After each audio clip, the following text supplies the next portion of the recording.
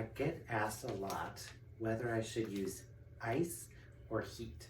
And this is one of those reusable ice packs that can turn into a hot pack. You just stick it in the microwave and it becomes a hot pack, or it's an ice pack. So here's a good rule to know whether you need heat or ice. First off, an acute injury, which means it happens right away, that is typically when you want to apply ice to something, because that is generally how, when you have swelling, the body will bring swelling in and it'll start bringing in a whole bunch of white blood cells to start repairing the tissue that was damaged. So ice just helps keep the swelling at bay. Some swelling is good because it means that the body is able to receive the healing that it needs. So 20 minutes of ice on and then 20 minutes off is the general rule for ice. Then as the condition goes into subacute, so going into like 2 weeks or so, that's when you can kind of still be using your ice.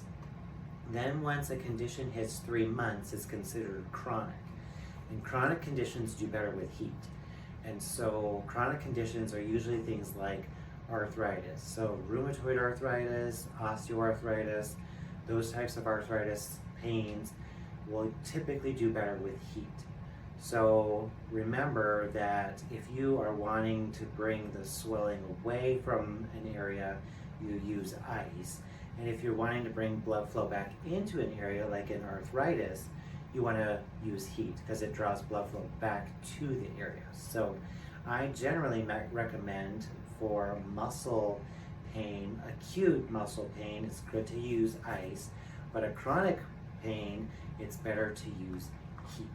And so that is my general rule with ice and heat. There are some studies say that you can alternate between ice and heat, and you get the blood flow moving well that way. I would typically stick to ice with acute, heat with chronic.